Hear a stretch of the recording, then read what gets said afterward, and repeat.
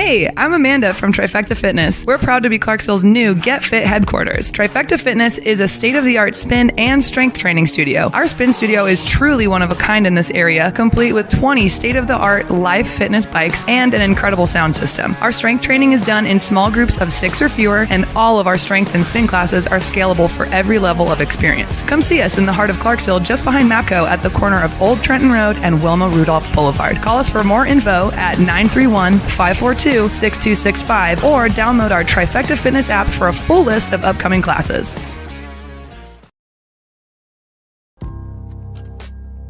In October 2019, Arlington, Texas was chosen to be the home of a new national museum, unlike any other. The National Medal of Honor Museum will be a unique home of military history.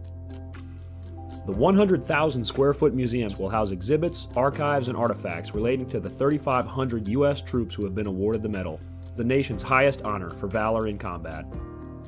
The museum will have 31,000 square feet of galleries dedicated to U.S. troops who have received the award.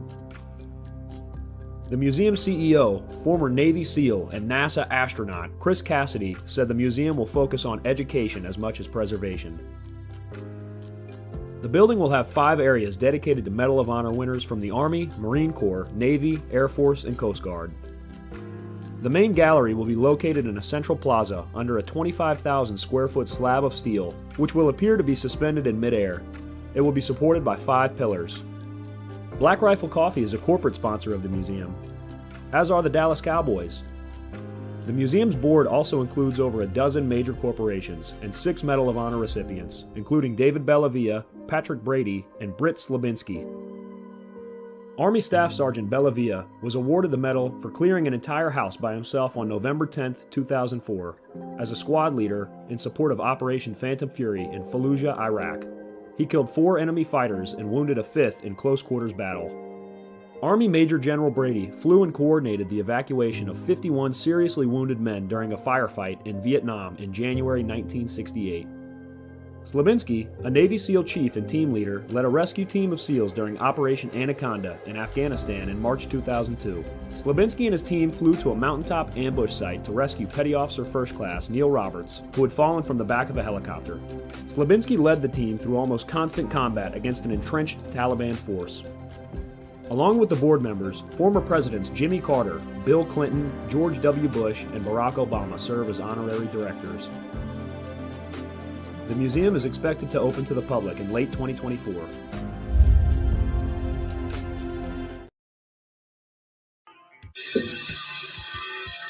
All right. Welcome back. MisFitNation. We are a show founded by a veteran and hosted by 2 veterans and a military spouse. Our mission is to get people to tell their story to the world. If you're an author, share your tips with the Misfit Nation. If you're a musician or actor, our audience needs to know how they too can get into the business. Coaches, we love our coaches. Come on and share some of your tips with the Misfit Nation to help them become better versions of themselves. If you're a corporate leader or an entrepreneur, come on and share how you did it and how hard you have fought for success. If you're a veteran, first responder, or Gold Star family, we would love to have you come on and just share your story with the Misfit Nation. We always have time for you. If you're feeling down, alone, or starting to see the darkness, stop. Think about those who are around you. You are not alone. You will be missed. If you feel like your problems will be a burden to those in your inner circle or are embarrassed, dial 988. If you are a veteran, take option 1. We need you to keep pushing forward. Don't make a permanent solution to a temporary problem. If you're a new listener,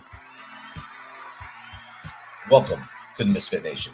Be sure to subscribe to our show on your favorite podcast apps and also on our YouTube channel at @_Misfit Nation. Subscribe and click the bell to keep you up to date with our latest episodes and all of our news.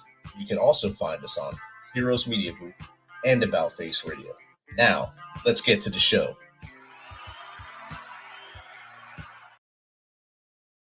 All right. Welcome back to the Misfit Nation. We're live again from beautiful Leesville, Louisiana, and the swampland just outside of Fort Johnson. We spent the week down here doing our day gig, and this is our last night here, so we're going to wrap it up with a great show, connecting with a person we actually met over a year ago, and the show was supposed to come on about a year ago, but hey, time flies by, and we persevered as we talked in the green room earlier, and we're coming at you live tonight.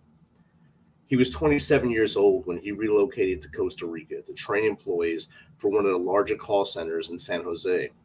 With a mix of motivational public speaking style, backed by tactful and appropriate rhetoric, he shared his knowledge and trained over 10,000 bilingual telemarketers. He has the largest collection of restored American pinball machines and antique Rockala jukeboxes in Central America, making gamification a strong part of CCC culture. He's Chief Executive Officer of Costa Rica's call center since 2008.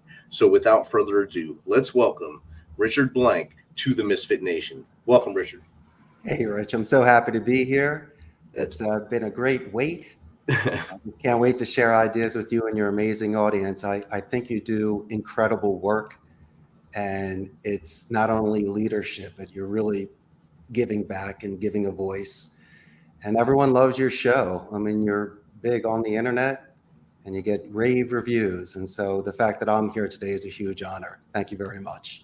Thanks for that, Rich. It's awesome. And it's also awesome that you have an awesome first name, so it's easy to get along with you. Right. All worlds collide right there. You have great names. You're leading from the front down in Costa Rica. And when I read about the jukeboxes and the pinball machines, I giggled a little bit, and I was like, oh, man, it'd be great to go there and hang out and just play them games all day. But then you also have to do some work, I'm sure. So I'm sure you have to push people away from it to get them to do some work after they start playing them games. Well, there is a work-life balance, of course. But, I tell you, being an expat for the past 23 years, I always try to represent the United States in the best light, especially Philadelphia. So I do the best that I can. Outstanding. Richard, I gave a little blurb about you really there. Saying, you said 23 years down there. Being an expat for that long, that's a long time to be an expat. Give us a little bit more about you from as far back as you want to go to how we got where we are today. Sure, of course. When I was growing up, my parents were very generous, and during Christmas and spring breaks, we would go to Mexico. So besides having a great time, I would come back with vocabulary words, and I would try with limited grammar, but extensive vocabulary in certain topics. And I was getting a lot of reinforcement from Latinos and other people that just didn't see it as passing. It was a passion.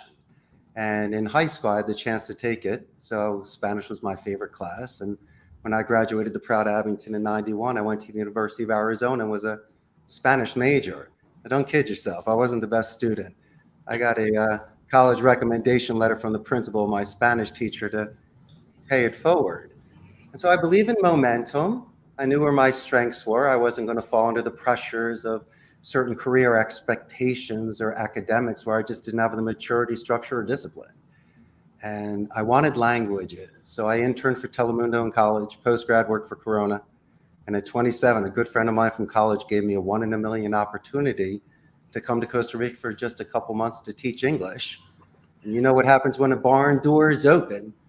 That horse is gone yonder. And so I said, I got past parents' guilt. I continued my vision quest.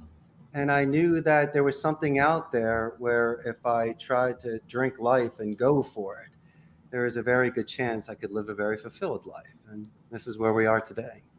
Outstanding. And Costa Rica is not a bad place to be. It's a beautiful country from things I've seen about it, read about it, from friends who've been there. They always tell me how great it is. I've not been there myself, but obviously you love it there since you've been there so long. Tell us a little bit about the culture in Costa Rica. It's a beautiful culture. Their expression is pura vida, which translates to pure life. We're known for ecotourism, medical tourism.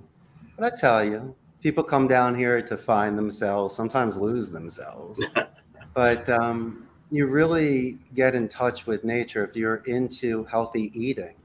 Rich, you would love to go with me on Saturdays to the feria, and they just have rows and rows of the freshest produce and exotic fruits and seafood. And it's a credible experience. So you can eat well for, economically. And The cost of living here is about a third. You don't really need air conditioning and heat. If you're living in the city. At the beaches, you might need AC. So it all depends on how you want to live. And for me, things in Philadelphia in the United States hold certain precedent, but down here, if it's eliminated, then it's really more your death in essence. And I just wanted to know if there was substance to me and if I could do something outside of my comfort zones. Now, I was a Spanish major and I had friends here, so obviously I'm starting on third base.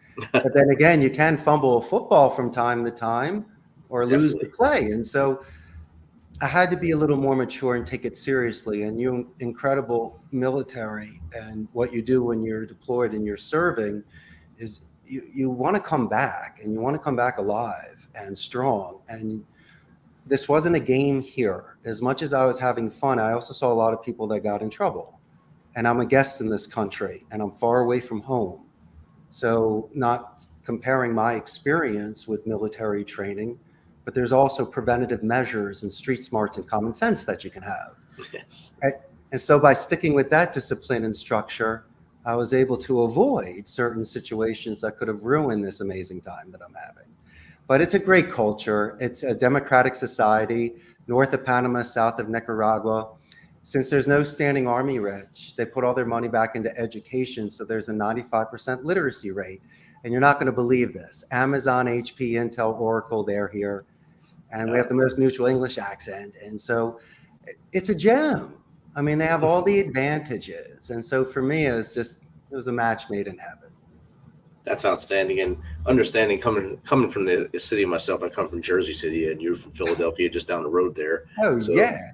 So you have the street smarts growing up in the inner city. You have to, in order to survive in the inner city, you have to have street smarts. So that really was a tool in your tool bag when you went down there. So that helped you to kind of, to use a cliche word, assimilate into their culture. But I think what you've done down there, I mean, you trained 10,000 bilingual telemarketers. That's a big number right there, 10,000. I hope the audience can hear that 10,000 number.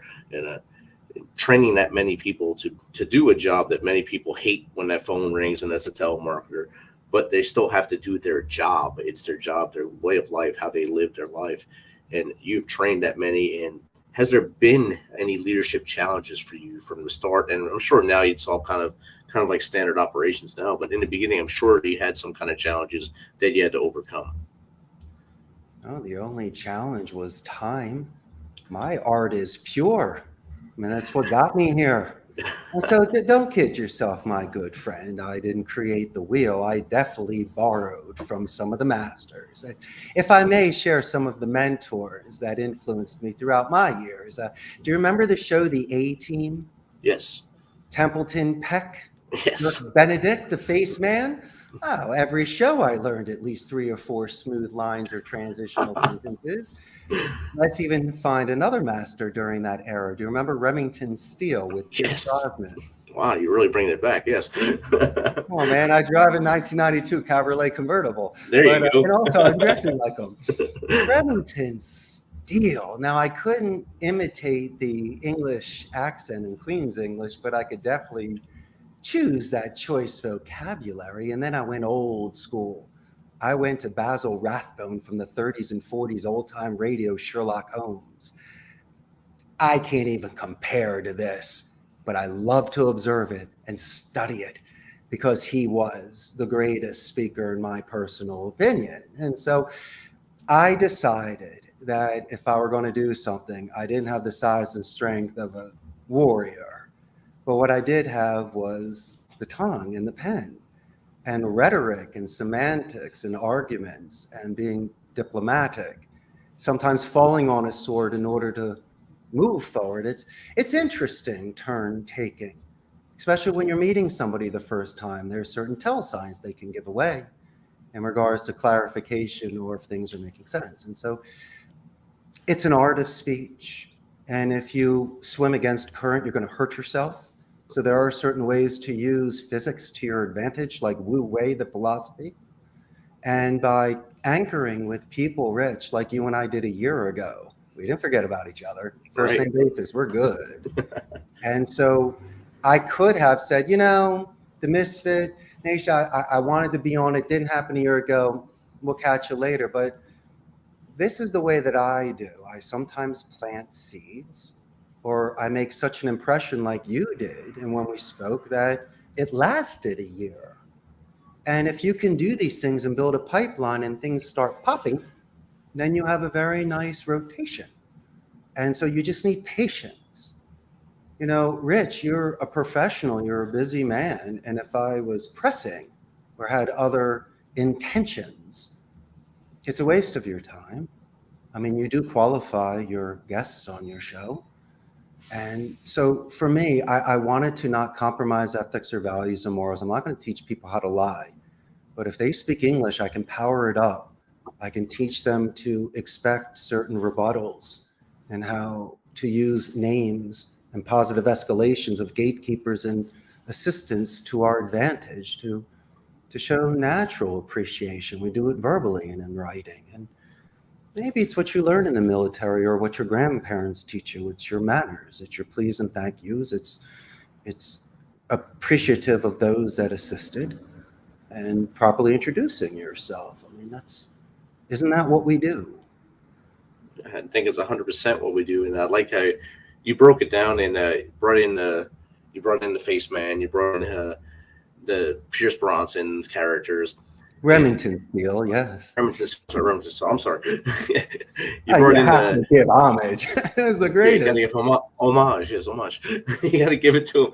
And that a lot of our audience knows that era very well, and they understand both them shows, and it'll resonate with them. And understanding how to bring that out when you go into a leadership position, read the room and see what they want to hear, and see what their vibe is, and see what you have back here in your toolbox to bring to them. So I think that's what you did when you went down there. You sat back, you watched, absorbed, and then tackled the challenge of getting the call center into peak operating position, tempo, I should say. And now it's just basically a well-oiled machine where you have your pinball machines, you have your jukeboxes in there, but you also still go back home and give keynote speeches in Philadelphia. Oh yeah. So how do you go back? And when you go back to Philadelphia, I'm sure things have changed 100% since you left there. I know Jersey has changed 1,000,000% since I left there. When you go back there and you look out into the students that are sitting in front of you, do you see you and your friends sitting out there still, and you're talking to you and your friends, or do you see the future of our country? The first I see are my stripes of my high school, my maroon and white, my fidelity to Abington. So it's Abington first, and then I learn your name, and that's just how it is with me. But I got very lucky because when I went back for a reunion 6 years ago, I befriended the principal, Angelo Barrios III. He's a Marine, or ex-Marine, and a very good friend, Semper Fi. And through the years, he gave me gifts. I first got to come and visit and do a December chatter in the library, which was great. So I got to relive that for a little bit. And then I got the honor of being a keynote speaker for the 68th induction ceremony for the National Honor Society, and I was not an honor student. And then it got one step further. I was nominated, and I actually won the award of the Hall of Fame for business at Abington. I'm with Stephen Schwartzman and Amor Bose and Ashton Carter, our Secretary of Defense. Oh yeah, that was an Abington grad. And Bob Saget and Michael Buffer. Let's get ready to rumble. Eddie George and Sean Wood in NFL. They were my year. And me, your buddy Rich Blank. I'm standing with them strong. And I had an adventure. I had the vigor. I had the grit.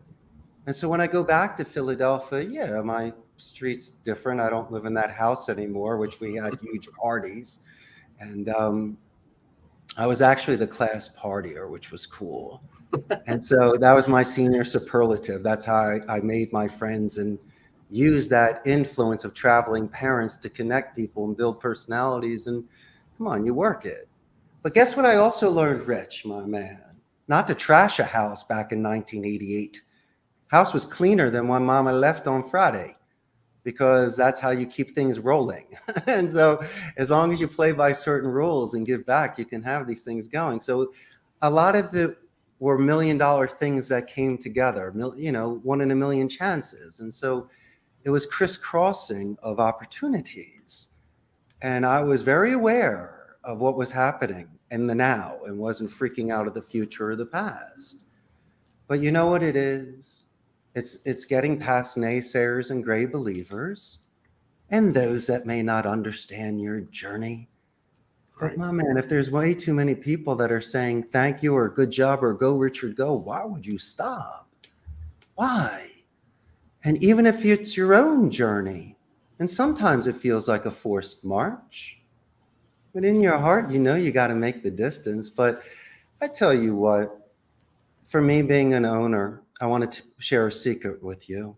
I'm 150 strong, so I don't need to cattle call it and just bring in battalions, but I can be selective. So people are qualified of English levels, work experience. But Rich, you want to know what the secret is for me? I got to know depth. Turn your paper over. Write me a couple paragraphs of a coming of age moment.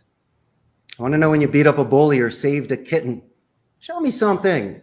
Why? Because Rich is going to ask you a question on his podcast and you need to zig and zag and be in the moment. Plus, I want to give you a cool nickname and I want to pick you up on a rainy Wednesday when you're not feeling good. Of course, I'm going to use that for my advantage. That's my psychological exam with you. But I also want to know if you can't answer me a straight up cool question, then I can't work with you. Then you're too stiff. You're too much of a print. There's no straight lines in nature. I need someone to be in this circle with me and to contribute.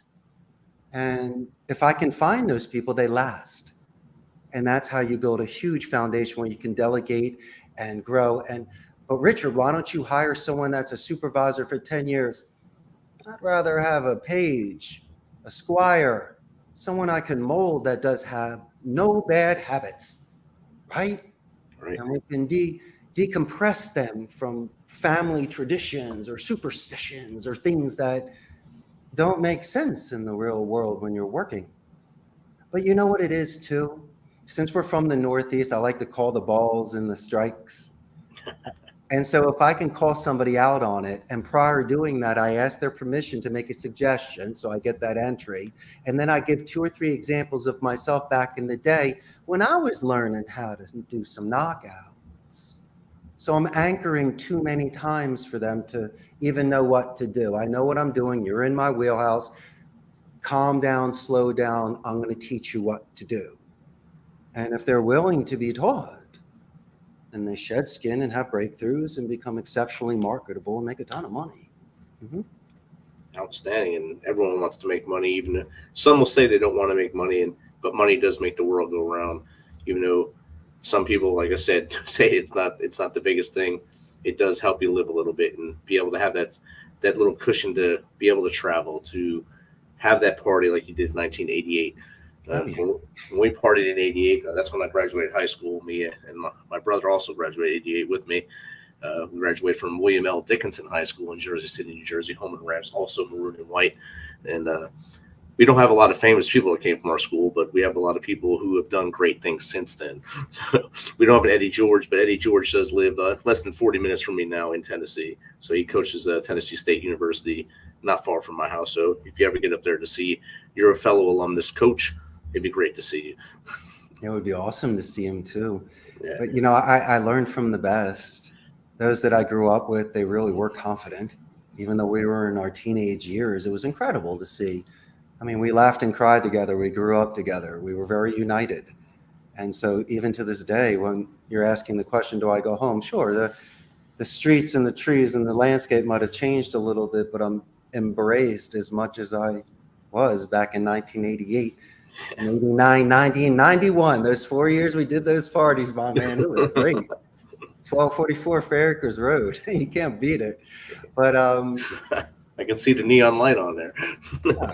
it was, listen, when opportunities there. And those were old school keg days. Do you remember beer balls? Oh, they yeah. were even better because you could put the ice in the box. It was just like a plug and play. You didn't need the tap. Heck yeah. How much did you charge freshmen? $5 for a cup? You got to, yeah. Freshman prices are always higher. So, You're so funny. and the prices went down as became, sophomore, junior, senior. I actually worked in a liquor store with my brother my senior year of high school, so we had a lot of perks working in a liquor store and bringing stuff to school the next day to help people get through school. So it was a different life back then, though.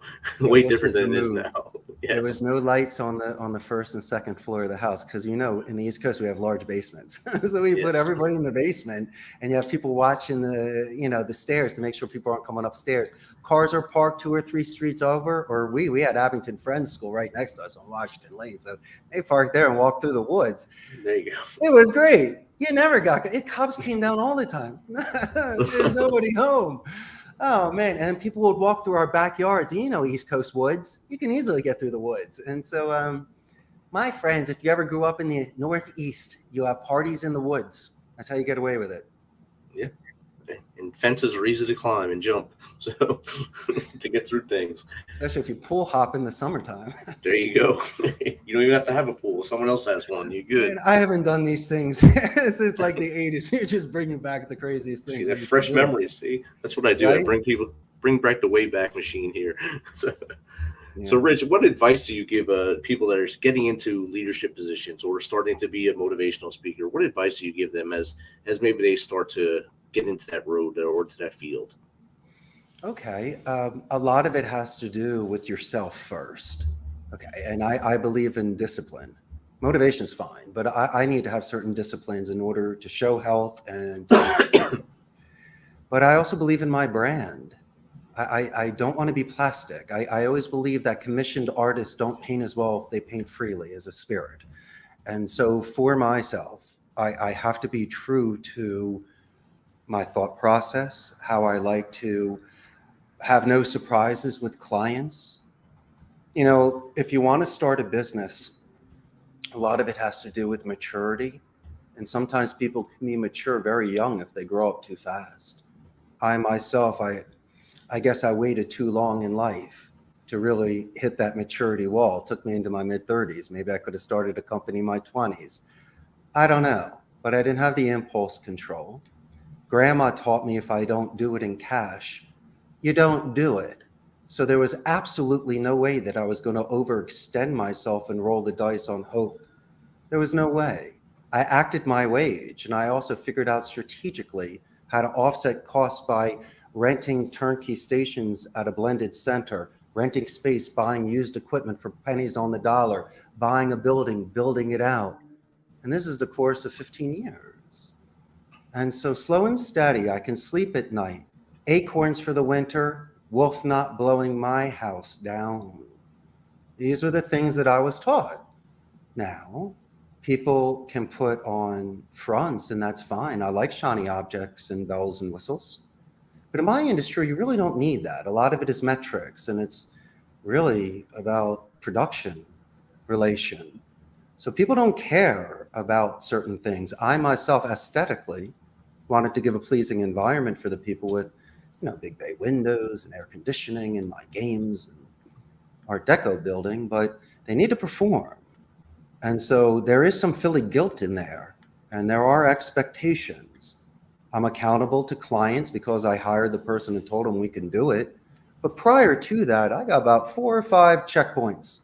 I got to make sure your list is good and scrubbed and the script is appropriate, that we have certain channels in place in the CRM to convert the leads. So I don't want someone's lack of preparation, Rich, to be my emergency. We don't work like that. And don't expect me to hire 20 rock stars on a Friday afternoon for Monday.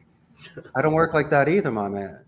And I want relationships to be where everything is on the table evenly, so it starts strong. And unfortunately, by default, I've lost an enormous amount of business because of offshore pricing in India and the Philippines, or certain expectations with regards to scheduling, where it's 24/7 or less hours whenever they want. They're not following labor laws. And then just maybe in regards to language capacity, we don't have certain languages here, so I can't get the account. But it usually happens later on in the call, unless they quickly ask me just, bottom feeding questions, where it's almost like we want to get married and work together, but there are just things that just we're not connecting. The car's just not going to go. But you know what I do, Rich? Whatever happens, regardless of the outcome, I never force a hand. So if I try that sort of aggressive rhetoric, it won't work. So I love to ask and answer questions and clarify and tell stories and smile and maybe shatter misconceptions of what they would think of a CEO of a call center, of telemarketing, of my medium. And by doing so, I think I've projected a certain image that's non-threatening. And I have lasted in an exceptionally competitive industry. And so for me, I just look left and right and smile. Come on, man, you're from Jersey. You know this. This should have never happened. And that's why I'm on the Misfit Nation, letting you know that sometimes 1 in a million shots hit. And those that have that extra in them can go that mile, that can survive, or really be crystal clear in the moment and see exactly what they need to do. That's that instinct that comes in that only happens maybe once in your life. And I felt it, and I would have regretted it the rest of my life if I didn't take it. And so it's not for everybody. It's sometimes selfish. But for me, I almost wanted to live a poet's life. And so this was one of the options that I had. Outstanding. And one of our listeners here, a frequent listener and a big supporter of the Misfit Nation, he was an EOD soldier in the Army. He did a VIT mission down there, escorting President Clinton to Costa Rica. Spent the weekend, loved it down there. Oh, yeah. I'm sure had a great time. I'm sure he did. And knowing him, I'm sure he had a wonderful time there. So, if you could tell us how to get in contact with you, Richard, how does someone get in contact with you? Maybe have you on their show, or maybe just to chat with you and chew the fat about how to get a pinball machine, a good pinball machine from the old days, not these new digital ones, or maybe a jukebox, and how maybe to pick your brain to see how you did what you did. Maybe they can do the same thing. First is, let's go with dessert first, this pinball machine. My suggestion, because the newer ones are tens of thousands of dollars, there's places like Marco's Specialties and other stores where if you just get the manual, or an electrician can tell you which fuse or piece to replace, you could get a gorgeous machine, Bally's or Willens from the 60s or 70s for $1,000, $1,500. The old wheel machines where they painted the wood. Wow. I mean, the conditions of those are just, it's artwork. And it's an easier play because of the inclination of the ball. If it's a starting game or one for more parlor, that's there. I mean, it's not too of a competitive game, but they're art pieces. They're antiques. Behind me here is a 1961 Mercola Regis. These people have these things all over the country. Wow. This is the only problem, my man. I'm lifting it up thinking I'm getting a cachet of In Excess or something. It's all of Central American artists from like the 60s I've never heard of before. I'm giving them out to everybody. But yeah, find a machine, fix them up, put them in your homes. They're the greatest things. Or if you are into older stuff, there's MAME. It's multiple arcade machine emulator where you can get thousands of games from 77 to 91, and you do that. But I like those sort of games and hanging out. And the pinball machines, to me, it's 10 times better than anything virtual. You really feel the machine, and there are energies about that. So that's number one. So that's what I collect down here. I got 13 pinballs and 6 jukeboxes. So I'm a little crazy on that. But getting in touch with me, buy a ticket like your friend did that came down here with President Clinton. Come down and visit me. See Costa Rica, walk the roads with me, hang out. But I also have a very large Facebook fan page, about 118,000 local Costa Rican ticos. So they're going to love the Misfit Nation. And, you know, I can't thank you enough, Rich. It's great to be here. I mean, I've been following the show for a while. And as I say, you give really good advice with people, and you have great guests, and to be part of that crew is awesome. I'm part of the Misfit Nation, man. It's great.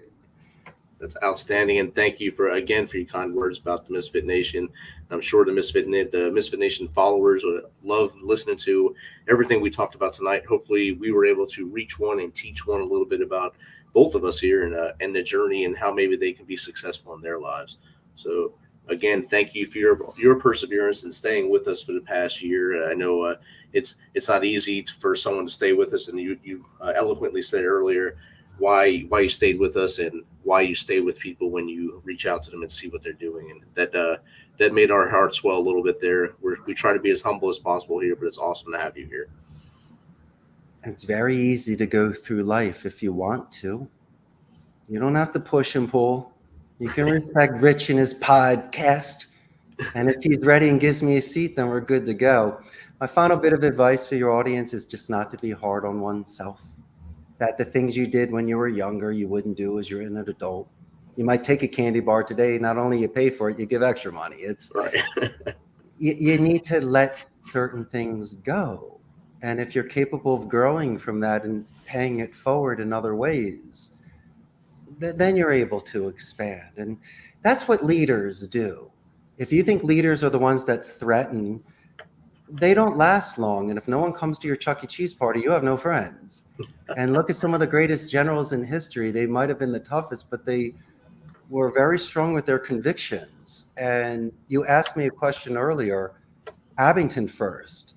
And the greatest leaders are the ones that say, us first. We come first. And they know that. And I am 100% reliable for the people that work with me. And they know I'm relentlessly positive. And it's authentic. I'm not fake. But listen, if you're not doing your job, we got to give them a Northeast guilt trip. Yes. And that's how you'll get the bird to come back. ¿Me entiendes? That's what happens. Because there's leverage. They can leave any time. But when you give that open cage feel, but you give that respect, you can get this new generation to come back. They haven't been treated like that before.